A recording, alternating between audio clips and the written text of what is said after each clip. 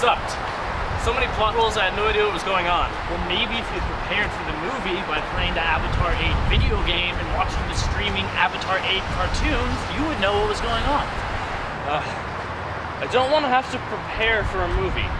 You know, I just want to sit down and watch a movie without having to play crappy video games and watch dumbass cartoons. Well, I'm sorry, Patrick, that's the way stories are told in the Advanced Future Society of 2030. I guess you're right. Hey man, you think I'd come to your place and play that Avatar 8 video game you were talking about? For sure, man. Let's go.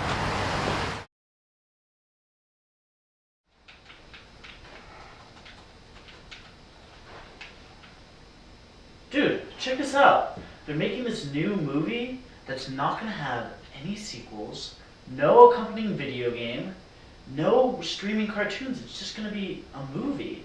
It's not even going to have McDonald's toys. How can you have a movie without McDonald's toys? My god, that's perfect. If I want a movie I can just watch and not have to deal with all that side crap.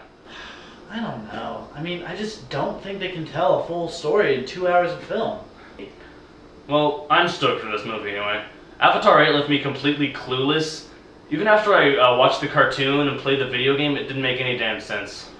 Well, did you read the exclusive Avatar 8 comic book that came out prior to the movie? What? It was a comic? Fine, I'll go buy the stupid comic book. I don't understand the plot of this movie if it kills me.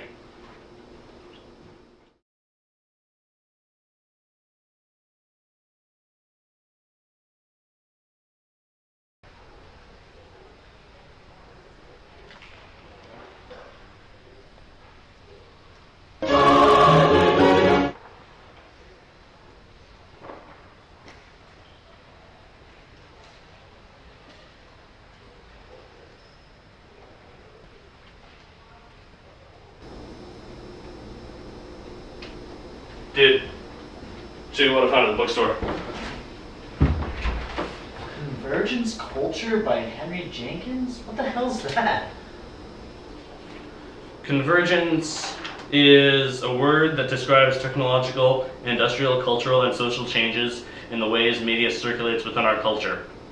Perhaps most broadly, media convergence refers to a situation in which multiple media systems coexist and where media content flows fluidly across them.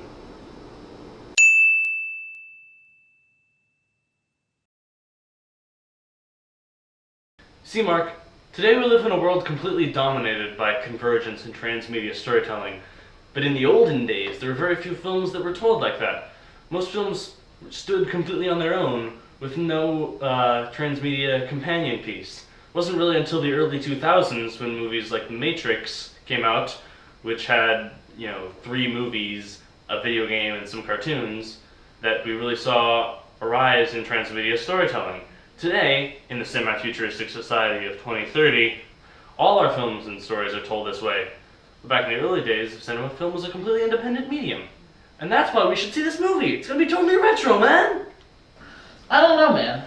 How could they even squeeze a story into just one film? I mean, how could they even tell a story back in the old days? I mean, here in the distant future world of 2030, we have all this futuristic technology like the iBrain, virtual reality. Why should we regress back to the olden days when we can just take advantage of this technology? I don't know.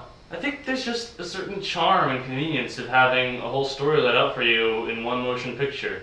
I think that's something we're really lacking in modern cinema here in the year 2030.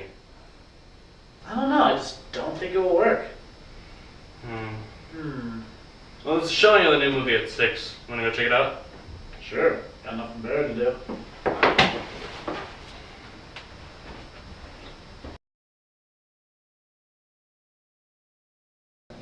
Well, man, you got me convinced.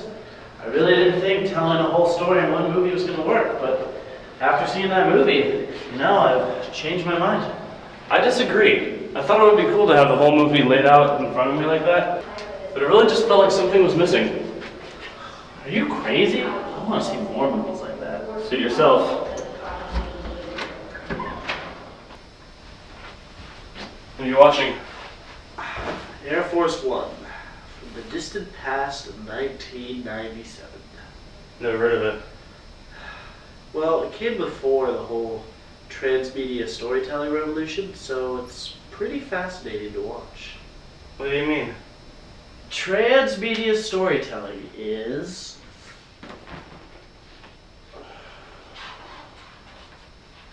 stories that unfold across multiple media platforms, with each medium making distinctive contributions to our understanding of the world.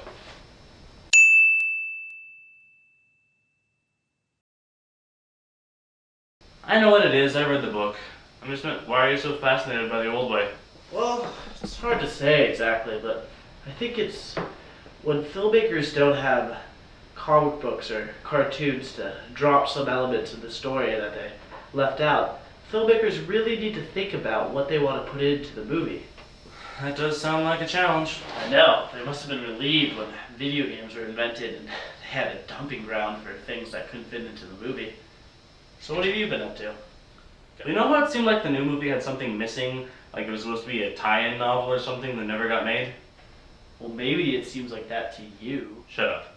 Anyway, I decided to write the missing part of the story myself as fan fiction. Is that another term from the book? Yeah, it is. Fan fiction, sometimes called fanfic, a term referring to any prose retelling of stories and characters drawn from mass media content.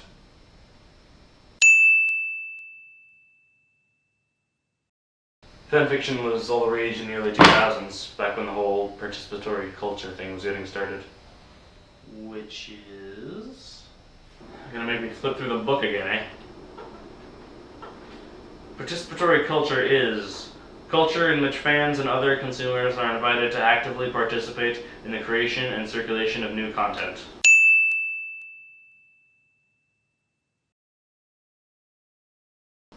The idea was that if there was missing pieces in the story that the producers of the original hadn't made, the fans could step in and make it for themselves. So that's what I'm doing. I think there's nothing missing, but since you've lived all your life in a world where transmedia storytelling is the norm, you've been trained to expect the story to continue outside the movie. It's part of a grand scheme by the media companies to make sure you'll run out and buy the comic book or video game as soon as they come out. Maybe. God, we sound like we're in some kind of lame educational video or something. Yeah, like a video two guys had to make for class on Convergence or something.